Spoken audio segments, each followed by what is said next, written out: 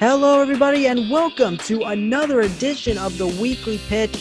Matt Price here, coming to you from my home in Rockland County, New York, and we have major news that had broken out this past week in the NBA. A proposal has been passed after a 29-1 vote in favor of 22 teams returning to action beginning July 7th and games resuming on July 31st. So we're going to break it all down, as well as what this could mean for certain teams already in the hunt, as well as teams that may have an extra chance of getting in the playoff picture. So with that, I would like to welcome in my panel for this week. We have James Murphy and two new panelists making their debuts here on the Weekly Pitch. They were more commonly known as Reed and Roberts. We've got Reed Keller and Jackson Roberts. How are all of you doing this week? Doing well, Matt. Listen, honored to be here. I've made you wait far too long for the debut of two washed up former WICB hosts. So I'm so glad Reed was able to group us both under one categorization there. No, I'm just kidding. It's awesome to be here with you, Matt. Always a big fan of the show, and you've come such a long way. And it's hard to believe it's been 4 years for you and 5 years for Reed and myself. Yeah, it's hard to believe. It really is hard to believe. Time flies when you're having fun and doing what you love, right? James, how are you, my friend? I'm doing all right. Heard about this past week for most of the major sports leagues, with the exception of one, has been very promising, and I'm excited to talk about it. All right, we're all excited to talk about it. So with that, let's get down to business. So a proposal has been passed. 29-1 vote, as I just mentioned. 22 teams set to return, 13 in the Western Conference, 9 in the Eastern Conference. So we're going to break it all down. So first of all, Reed Keller, let's start with you. Since you've been dying to get on this show, you'll have the first word. What were your first thoughts on this proposal, and do you think in the end this is going to work out? Well, I think from a personal standpoint, it certainly gets me a lot more into the NBA than I had been previously. I mean, I have no qualms in admitting that I was not the most ardent fan of the NBA. Of course, I followed the Nets off and on throughout the years, but I think in just having the knowledge that a professional sports league is returning, that we are able to get into something that isn't the terrible news we've been dealing with the past few days. We've been waiting for this for weeks. We're finally there. We just have to make it another month. And I think now the real question becomes, what style of play are we going to see? I think everyone was very into the NBA's product. It was wide open. There were new stars taking over for the old stars. We were transitioning away from the era of Curry and LeBron and into the era of Doncic and Zion. And that's what everyone was really looking forward to. You're still going to get the old stars, you're going to get the new stars, and you're going to get some semblance of a regular season as well before we get into the run to the NBA Finals.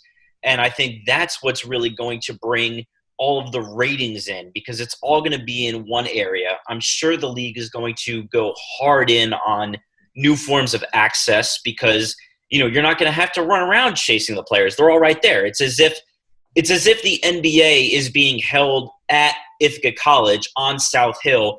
Everyone's in the same dorm rooms. Interviews are very easy to get. Coaches' opinions are very easy to get. This is going to be an unprecedented level of access for a professional sports league. And I think it's really going to bring new fans to the game. It's going to reinvigorate old fans to the game, and I'm excited for it. I think we're all pretty excited for it. And I think what's also exciting is, and when you think about it in a weird way, and Jackson, this is where I'll turn to you. The NBA was the first professional sports league to suspend any operations. They suspended everything. How ironic is it that they're the first team to come back? Now, in addition, Reed made a good point where it comes to the style of play. So according to ESPN, under the plan, 13 Western Conference teams, 9 Eastern Conference teams will play 8 regular season seeding games. And I'm putting that in quotes. 8 regular season seeding games, a possible play-in tournament for the 8th seed, and then you would have the playoffs at the Walt Disney World Resort. And by the way, what those playoffs will be the same format, like best of 7 every round. We just don't know, because obviously with everything all wonky because of the pandemic, we just don't know. But Jackson, what are your thoughts on the NBA becoming the first league to, you could say, officially come back, as well as how they have structured to conclude the season? Well, it's interesting. I think, like you said, they were the first league to suspend play back on, I think it was March 11th, and the rest of that month just felt like an entire year or an eternity, if you ask me, because it was just, there was nothing else to look at in the sports world. But here they are, like you said, coming back, the first league. I think it's very interesting. Of course, they were going for that bubble they wanted to create, hence Walt Disney World, ESPN Wide World of Sports, which ironically I had actually gone down there a couple of years ago with my high school baseball team, because that is a very popular site for a lot of teams to go and practice. I think it's a nice venue. I think it'll be really interesting to see what happens. I mean, look, the bottom line is I was kind of advocating for this from the start. You can't just hop right back into the playoffs, because then you kind of get to a point where you are in kind of an eeny, meeny, miny, mo scenario where the team that just happened to be in that last seed at the time of suspension just goes right to the playoffs. You kind of need to give the teams that are right on the outside, vying for an 8th spot, a chance to, get one more kick at the can. So that way, it seems like there is some fair shot.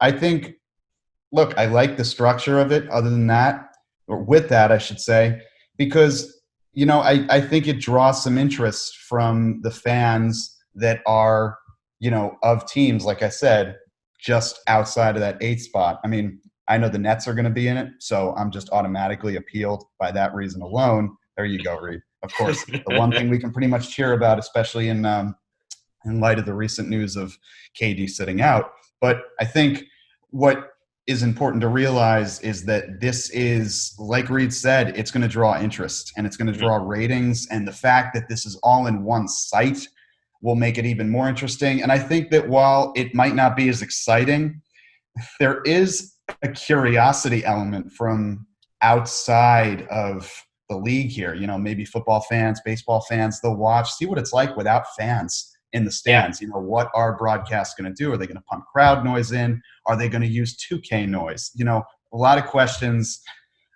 to be answered. But, I think it is very ironic that the NBA comes back first, but I think they really were the start of that tidal wave, Matt, back on March 11th. Absolutely, absolutely. Now, when you think about the teams, and James, this is where I turn to you. When you think about the teams that will continue playing this year, right now, when you look at the Eastern Conference, and I'm looking at the standings right now, courtesy of ESPN, the first 6 teams right now, they already have a spot in the playoffs. All right, that's a definite. They are the Bucks, the Raptors, the Celtics, the Heat, the Pacers, and the Sixers. Now, where those teams will be seated, we just don't know. But the 7-8 seeds are not locks just yet. But right now, the Nets have the 7th spot, the Magic have the 8th spot, and the Wizards are the only extra team in the Eastern Conference to still be eligible and be in contention for at least the 8th spot. Now, as for the Western Conference, seeds 1 through 6 are automatically locks as well. You've got the Lakers, Clippers, Nuggets, Jazz, Thunder, Rockets, and then the rest of the teams, here's a handful. You've got the Mavericks and the Grizzlies in seeds 7 and 8, and then you got the Blazers, the Pelicans, the Kings, the Spurs, and even the Phoenix Suns. They are all still in it. When you think about how the rest of this season is structured, you're basically looking at 5 to 6 games per day beginning July 31st, each team getting 8 regular season seeding games on the rest of their schedule. Could you see this as a big hullabaloo or like a big, what's the term I'm looking for? Like, do you think things could get chaotic when you think about how many teams are involved, especially when you look at how the Western Conference is structured? Well, first we got to take a look at each conference and who was involved in each. With the East, I think the 1 through seed now are the 1 through 8 teams we're going to see come playoff time. I think there's a clear separation with Brooklyn, Orlando, and between the Wizards, and I don't really see them really relinquishing that. Let's remember, Orlando has a 5.5 game lead. They're only getting 2 wins and maybe a Washington loss, and the playoff spot is theirs. Meanwhile, you've got the Nets, who even without Kyrie and KD, still have a ton of talent, so I wouldn't sweat it out just yet. The Western Conference is where it gets interesting, Matt, and I think we talked about during the show about earlier in the semester. You have a Dallas team with Luka Doncic. They should probably get in, but what gets interesting is the 8th seed. You have Memphis with a lot of young talent in Ja Morant. You have Portland with a lot of experience, headlined by Ian Lillard. You have New Orleans with also a ton of young talent and a few veterans here and there. By the way, some people are saying, oh, they expanded it to get Zion a chance in the playoffs. Even if they did, can you blame them? They're about to go up when it comes playoff time. They might as well have it. Also, you have an interesting team in Sacramento, a San Antonio team that can always keep things interesting as long as Greg Popovich is there, and the Phoenix Suns, who have Devin Booker and, of course, Aaron. So that's obviously where things are going to get really interesting. And it's going to be I think we talked about this earlier, and I'll say what I said then now. It's going to come down to who has the experience. Is great to have in this league. It suits you very well long term. But when you get to the months of April and May, or in this case, July, August, and September, experience matters. And that young talent is going to be able to have to step up and be a little physical, even if it's not as much of a thing in today's game. It's huge coming down the stretch. So it's going to be interesting to see how these young guys are pumped. I think what is also going to be interesting, and this is right at your point, James, is Zion Williamson, number 1 pick overall. He and the Pelicans are still in contention throughout all this. It's really amazing. It's going to be very interesting to see how this all plays out, especially with the Pelicans still in the mix. So let's give everyone at home a decent outlook at how this will work. So sources told ESPN the preliminary expectations for how this will play out. So the regular season will extend 16 days with 5 to 6 games per day. There will be 4 hours between games on each individual court to accommodate overtimes, cleanings, and warm-ups. And the league will be using 3 courts in the Walt Disney World Wide World of Sports complex for games. Now, in the 8-game regular season format, each team is expected to play 1 back-to-back. Now, that I would assume, and Reed, correct me if I'm wrong, this means teams will play one day and then they'll play another game the next day. Am I correct on that? Yeah, that's correct. So the point on that, and I certainly don't want to break your train of thought, but James, you kind of mentioned it in the bottom part of the Eastern Conference. The Nets are actually in, I think, the most position to gain something from this shortened little regular season warm-up for the playoffs, because it's been so long ago that I think a lot of people forget. They're dealing with a new head coach. They fired Kenny Atkinson right before the shutdown, and so they had not really gotten the chance to work under the new bench boss. And I think, to a certain extent, that's not a huge deal because a lot of the systems are the same. You're obviously not going to overhaul your rotations and your game plans. But now that they've had a couple of months, there's different ways to attack. You're looking at it solely as, we're not playing every team in our conference and every team in the league. We're focusing on only these 21 other teams that are with us. And then within that, just the teams that will play in the conference breakdown. So that really changes the way that they're going to attack things. And so they stand to gain a ton more from the shortened regular season than most other teams. I mean, if anybody disagrees, they're free to say so. That's just my read on the situation. James, you want to piggyback on that? No, absolutely. Again, you can say what you want about Kenny Atkinson. Obviously, a lot of people, and I'm sure to the Jersey resident and the other resident Nets fan will agree it was a fairly heinous firing. But nevertheless, it was Absolutely. Absolutely. almost to be Swamp Dragons, which thankfully never happened.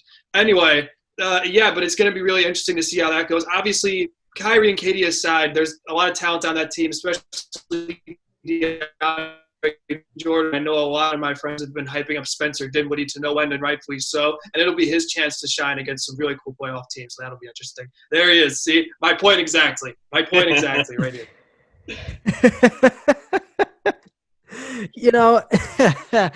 Look, I mean, the Brooklyn Nets, you're absolutely right. I mean, don't forget Spencer Dinwiddie. Don't forget Prince.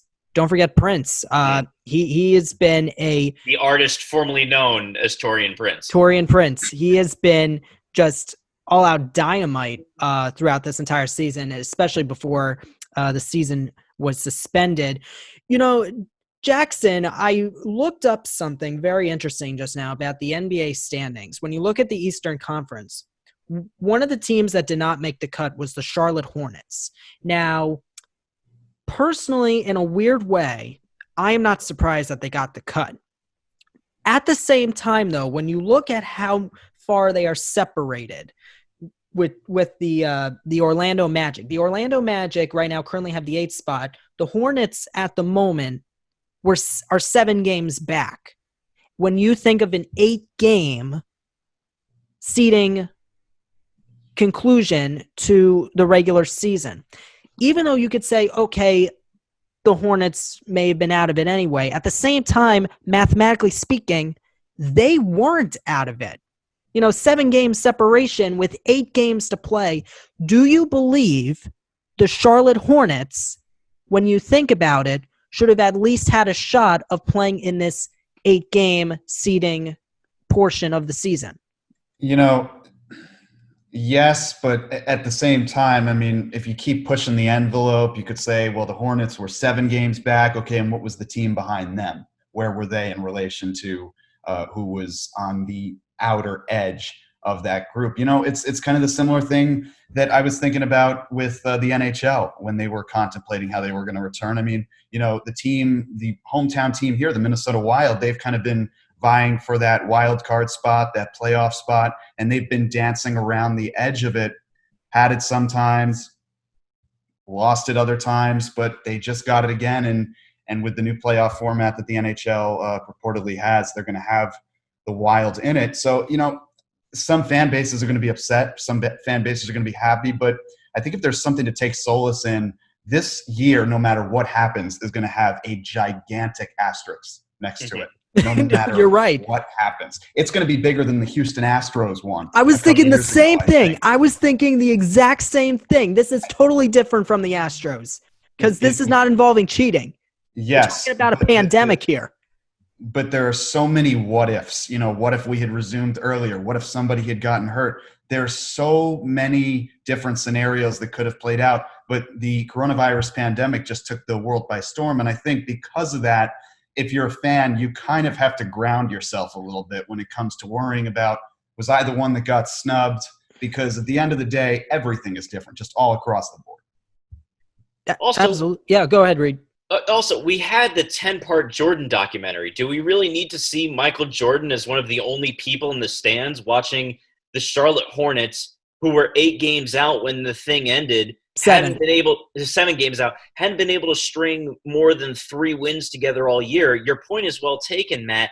But to believe that because of this time off, they were suddenly going to vault themselves into a playoff position by winning 7 of the 8 of the 8 regular season games, that they would need to even force a playoff for the 8 seed, because that's the other thing. That's the other wrinkle in this situation, is that the 8 seed is not guaranteed. If you have a tie, you're going to have the remaining teams play off for the right to be in it. Right.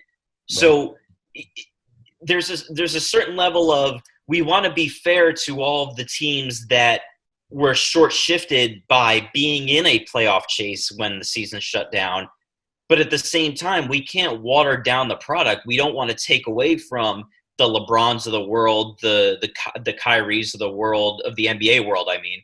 We want to put as many good competitive, talented teams front and center, and the teams that aren't quite there yet, see what happens in 2021. Well, I'm not denying that. I'm not denying that. But my point is, when you look at the Hornets, and I'll even, since you mentioned Michael Jordan, ironically, the Chicago Bulls Right. are also in it because they're 8 games behind the Orlando Magic for that 8th spot. And remember, when it comes to sports, no matter how weird this year has been, or at least the conclusion of the year has been, like my mom always says, it's not over until it's over. And I have a good example, and I know this is a different sport. But hear me out. The 2008 New York Mets, they were supposed, hold on a minute. They were supposed, hear me out. This is important. They were supposed to be. They were. Go ahead. Right, so you remember, I'm the only one who wasn't personally victimized by that collapse in 2008. My goodness. The point I was trying to make, when it comes to the 08 Mets and even the 07 Mets, they were, in 07, they were supposed to be the division winners. They lost. They were supposed to make the wild card in 2008. They lost that too. All right, especially on the last day of the regular season. Here, you could have a Magic team that could lose 7 or all 8 of those remaining games. And if you had the Hornets and the Bulls in there, they would definitely be eligible for the 8-9 play-in tournament. That's the point I'm trying to make. It's not over until it's over. And that's why, even though I get why, mathematically speaking, it could be impossible, at the same time, it's not impossible until it is confirmed. That's the point I'm making. And I'm sorry. Look, I'm a Met fan too. I'm sorry I had to bring that in there. But I was trying to make that allegory. I was trying to make that comparison. I question your diehard fandom because of that. No, at the same time. Thank you, Jackson. It's a year of irregularities, and I think you have to take that into account, Matt, because, look, we could go through and find several hypothetical examples of teams that all of a sudden, let's call it what it was, fell apart, in the last decade or 2 decades ago, I believe, the beginning of it, the Braves had a similar collapse towards the end of the year. I'm forgetting if it was 2011, what the exact year was. You can find it was 2011. It was the same year as the Red Sox. Right. So my point is, I understand what you're saying, and in theory it would work, but at the same time, there are extreme extenuating circumstances here that pretty much throw all of that out the window, I want to look at the Western Conference here, because when you look at the teams, the Western Conference I get, because when it comes to the Phoenix Suns were the last team to make this cut, okay? The Suns are 6 games behind the Grizzlies for that 8th spot. So if you have a team that's 6 games out, why can't you have a team that's 7 or 8 games out? Even if they would be mathematically eliminated probably on the first day of the year, like why couldn't it work out unless this had to do with a health issue? I mean, maybe I'm just overthinking this. James, help me out here. Well, for me, this is the NBA admitting without saying it. Basically, by doing this, they're admitting that the Western Conference as a whole has a lot more to offer than the Eastern Conference. Because let's be honest, the team that's ranked 12th in the Western Conference could probably at least hang with the team that's ranked 8th or 7th in the Eastern Conference. That's just how it's been, frankly, ever since Jordan retired for the second time in '98. Retired so many times. Anyway, point stands that there's a lot of, obviously, look at the Suns, there's a lot of talent. And you have 2 really amazing players. One is Aaron Baines, the other is Devin Booker, 2 great guys. And obviously, they do have a little bit of trouble here and there putting the pieces together. Again, it just stands to show how deep that Western Conference is. And especially when you look at the teams ahead of them between I want to say, 12 and 7 seeds at the moment. So I guess that'll be interesting to pay attention. I think James makes a solid point. If you think about it from the way that they're operating this, I mean, all of the teams are going to be there. The team personnel are going to be there. But the way that they're going to make money, it is Florida, and I know that their rules governing the pandemic are a little bit different. I mean, a very close friend of mine is actually going down from New Jersey to start a summer job in Florida. But I mean, they're not going to have fans in the stands through any part of this. I just don't think that the NBA is going to allow it, since one of their players contracting the virus was the reason that they were the first to stop, as you mentioned earlier. So everything that they do, whether they admit it or not, is going to be somewhat based off of the ability to draw in ratings for this. And if you look at the two, I mean, James mentioned the Stars on the Suns are a little bit more top of mind for any of us. I mean, we all live on the Eastern Seaboard. I would have an easier time naming at least a few of the Suns players than I would naming any of the Hornets players. And so I think that that's, part of it as well. The Western Conference is far more talented, far more competitive. And to put, if you had to choose between DeAndre Ayton and, God, I don't even know, DeAndre Ayton, Devontae Graham, like, you're going to take Ayton, who's a younger, more exciting player, and it's going to draw in more people to their television sets. Absolutely.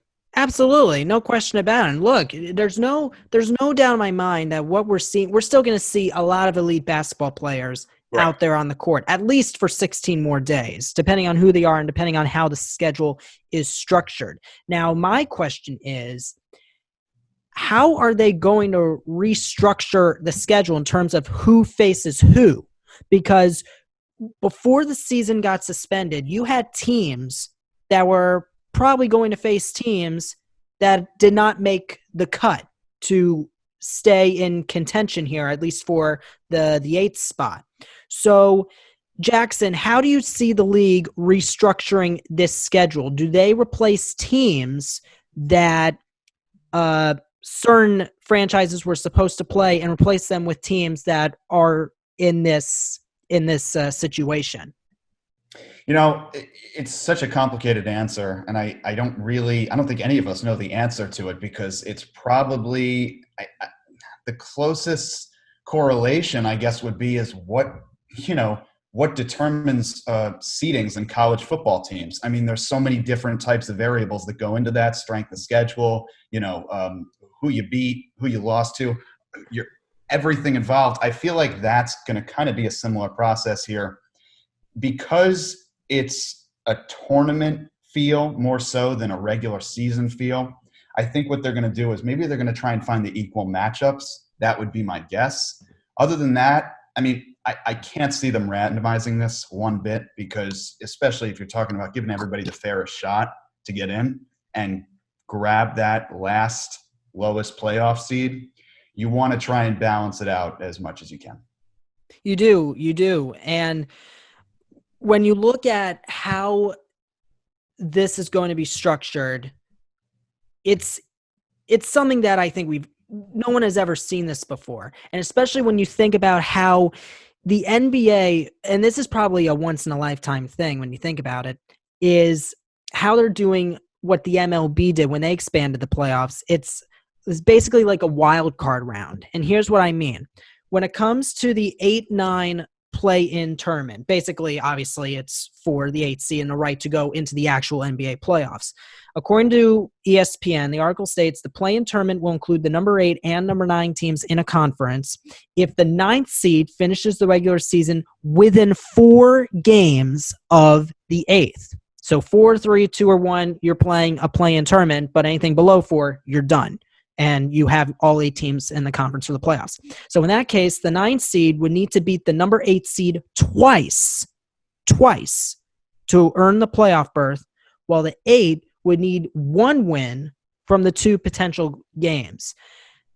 Reed, do you see this as one of the weirdest things you'd ever seen? And in addition, based on how this experiment is looking, could you see this for potential future NBA seasons? Because right now, I think this is a very interesting concept that we are about to witness.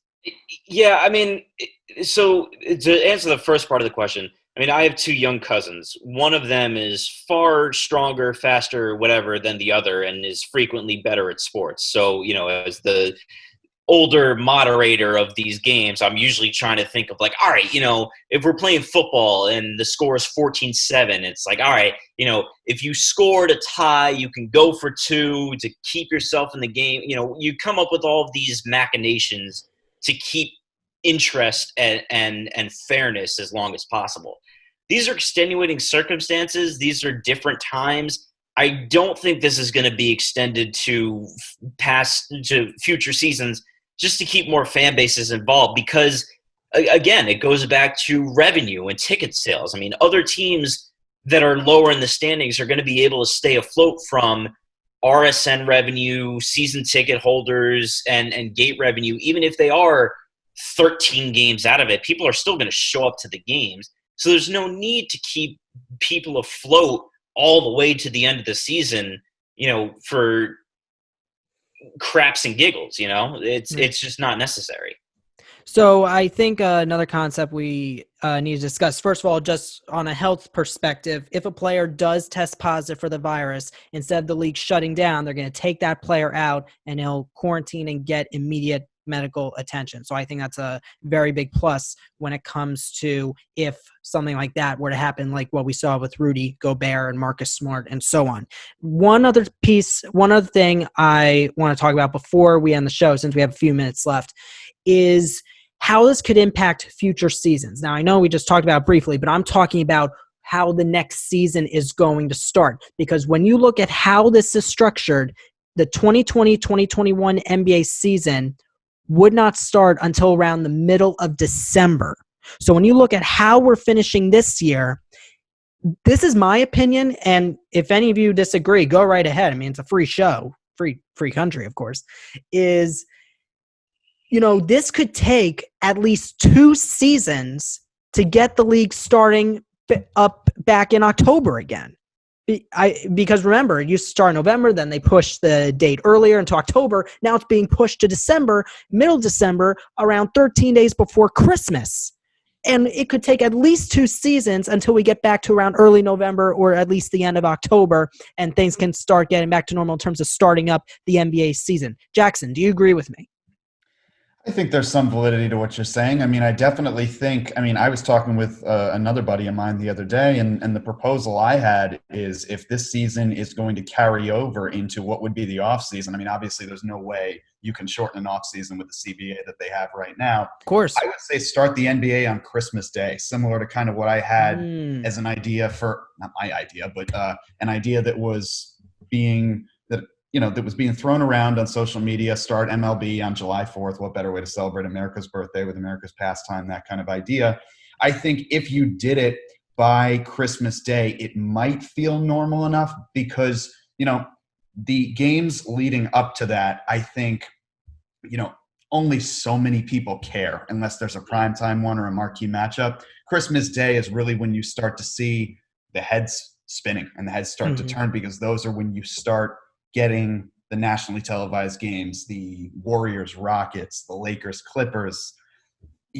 I think, sure, it could take 2 years, but, if we were to start on Christmas next year, or I should say this Christmas, it might feel a little bit more normal to me just because everything after Christmas is the most meaningful part of an NBA season, especially because that's when teams kind of start to evaluate and look at what they have. They go make moves. They go make runs. And it would be a good present for all the fans everywhere, Oh, pun yes. intended. Oh, yes. I remember quickly, James, remember several years ago, we had that lockout. Half of the season did not happen. And I can't remember when this particular season started. And if any of you could also help me out, that'd be great. I can't remember if it happened on Christmas or if it happened in January when the season started right back up. But this could be a very similar scenario when you think of start dates, right, James? Well, to answer your question, I think that the season did start on Christmas Day, for one thing. Yes. Also, I think Jackson made an excellent point about how the season should start this day. For one thing, it continues to be the best regular season day in terms of revenue, in terms of viewership, in terms of how many people go to the games. So why not start off with that? But also for me, another reason why it should probably be this August, because under the new format, which it goes from October to I think June, they essentially forfeit 3 or 4 months of their season of football. Because let's be honest, that is the sport that is dominating headliner as long as it's around. Football is king, and there's no real way to try to challenge it. By starting the season in December, you're making sure that a lot more of your regular season games are paid attention to. Maybe a few small events here and there, but ultimately you dominate the conversation from the end of football season to essentially the beginning of it in August. So you'd essentially be creating possibly a 2-sport monopoly where you have everyone talking about the NFL from August to February, and you have everyone talking about the NBA from February to August.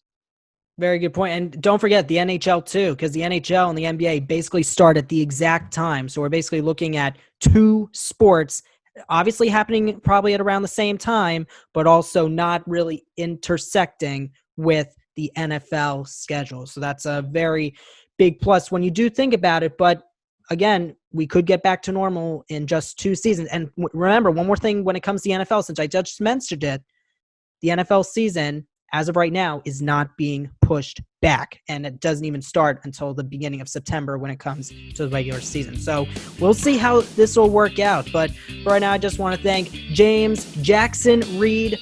Jackson Reed, good to have you for the first time ever on this show as panelists. You both are more than welcome to come back. We loved having you, and hope you had a great time. On behalf of everyone here at the Weekly Pitch, I'm Matt Price, and we will see you next week.